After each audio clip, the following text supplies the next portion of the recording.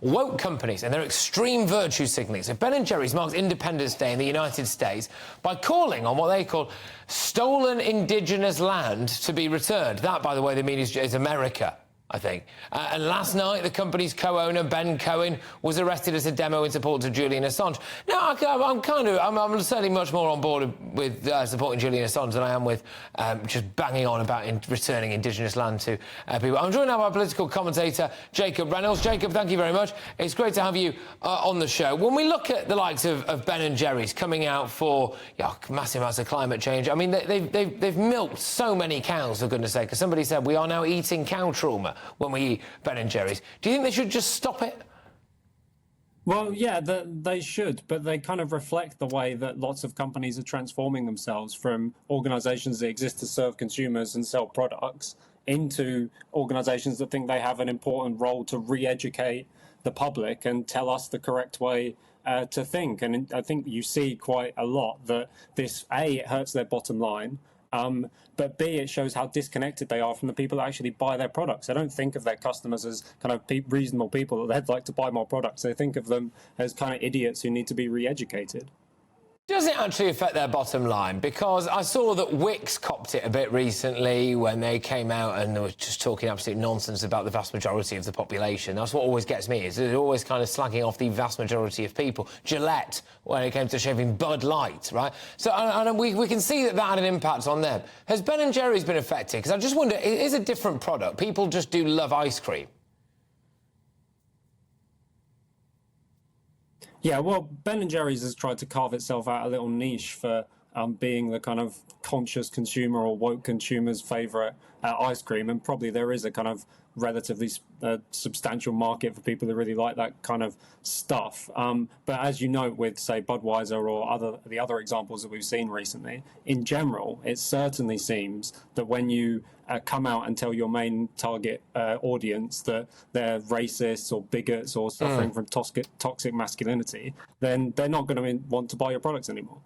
No, indeed, but it does seem to go too far. Every single time I turn on the TV or I walk to get the tube in London, or you drive past a billboard somewhere as well, it just seems to be absolutely rammed down our throats, to the point where clearly advertising executives now think that unless the family in question in this particular advert looks like, you know, like a kind of rainbow family, or like it's a kind of board meeting at the United Nations or something, then that must imply that this lot are a horrible, racist, far-right company. I mean, would it actually be bad for business, do you think, now, for companies to have, say, an all-white nuclear family in their adverts?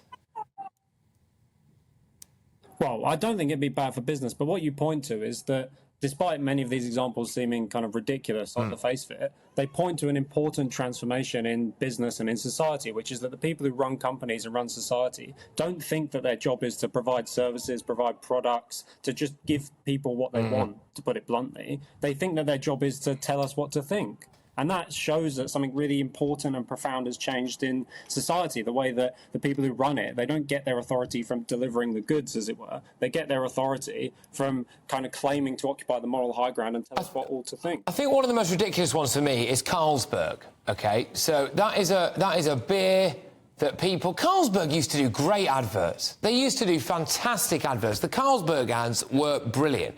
And then now, when you look at an advert for Carlsberg, you get told that if you buy a pint, they will plant some seagrass.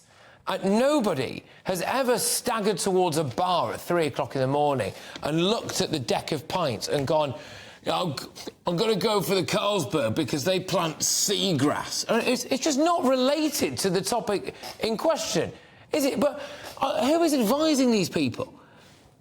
Well, as you know, I mean, the people who organise the marketing campaigns and run advertising firms, they themselves have kind of slightly gone off the deep end. And we saw with the examples, as you noted, with Bud Light, that this has a huge backlash, that the people running these campaigns, more and more, are completely disconnected from what their consumers want. And instead, they come up with ever kind of more ridiculous examples to try and get themselves a few column inches, either for being kind of ridiculous in itself, or because they somehow think that, say, saving the seagrass is a really important issue for people drinking pints. It's just call me a cynic. I just assumed that at some point, if you were advertising your product, it might be nice to show what that product is or tell the customer what it is that it does, right? But apparently we don't need that anymore. You can just have a seal swimming around somewhere in the shallows, looking at seagrass, and then at some point at the end, you just go, fancy a pint, and they go, yeah, all right then, like seals at SeaWorld. Jacob, thank you very much. Jacob Reynolds there, political commentator, just reacting to all of this woke nonsense that clearly is getting me very exercised when it comes to